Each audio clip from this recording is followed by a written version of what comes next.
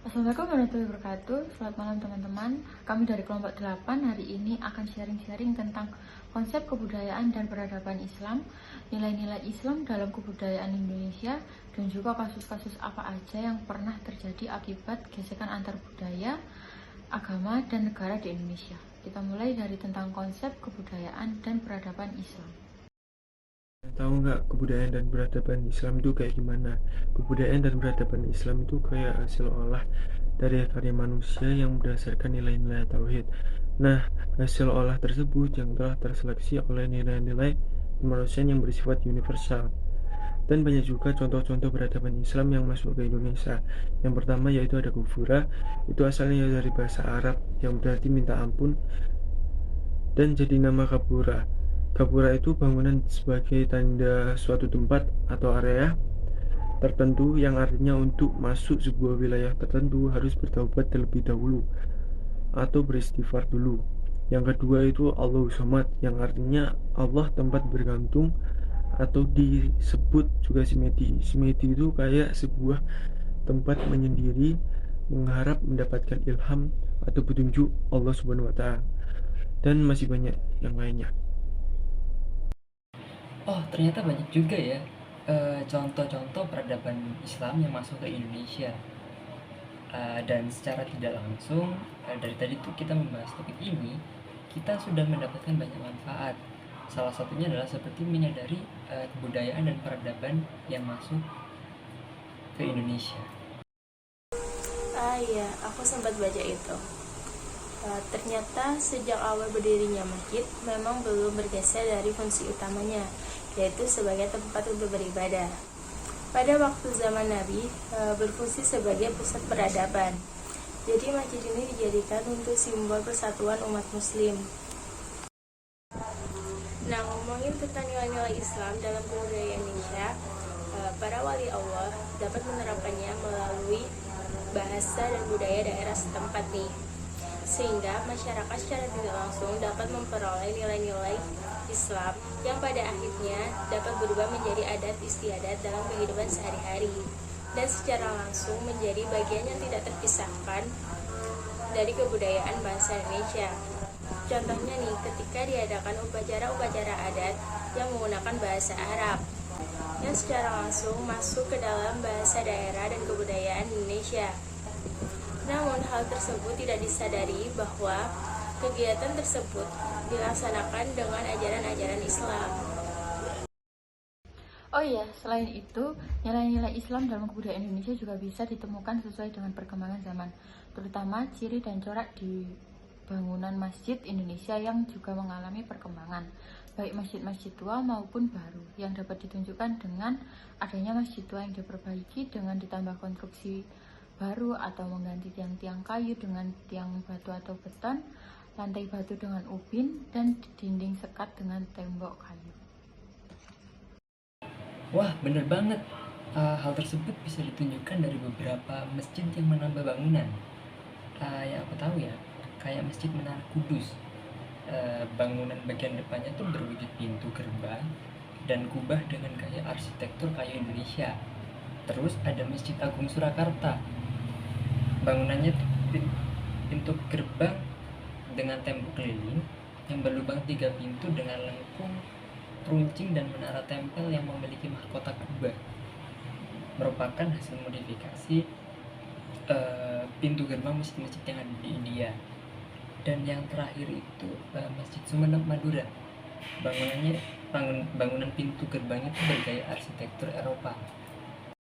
By the way, kalian tahu nggak manfaat apa aja yang bisa kita dapetin dari mengetahui nilai-nilai Islam dalam kebudayaan kita?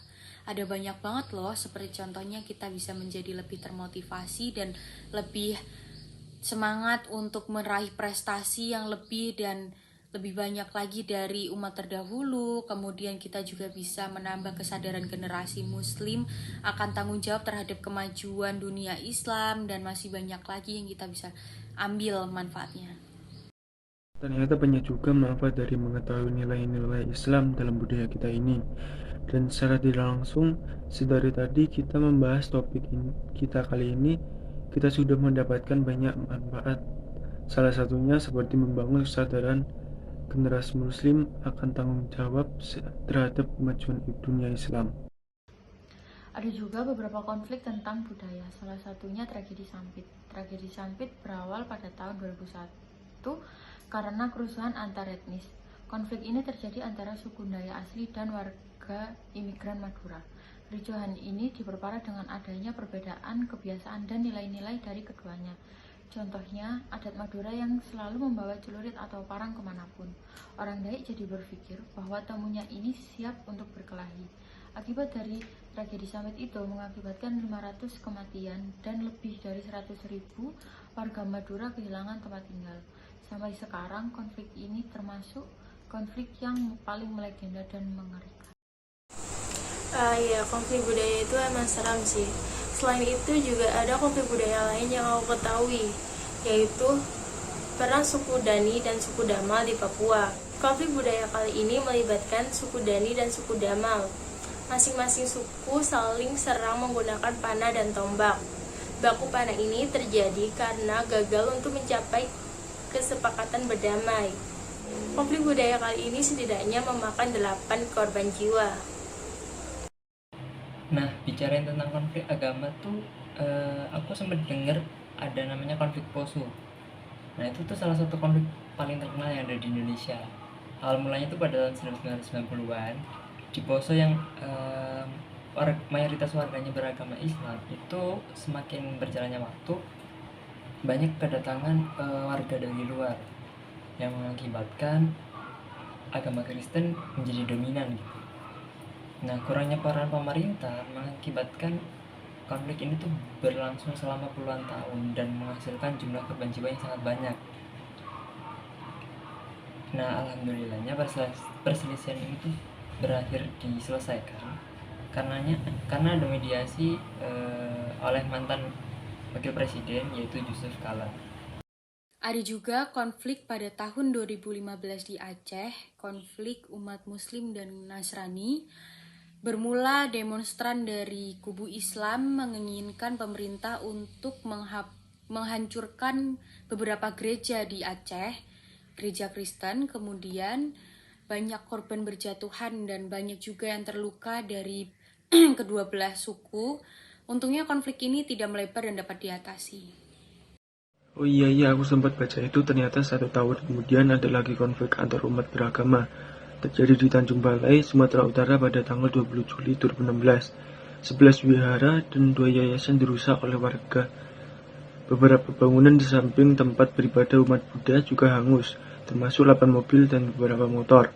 Kerugian yang ditaksir kurang lebih 3 miliar rupiah.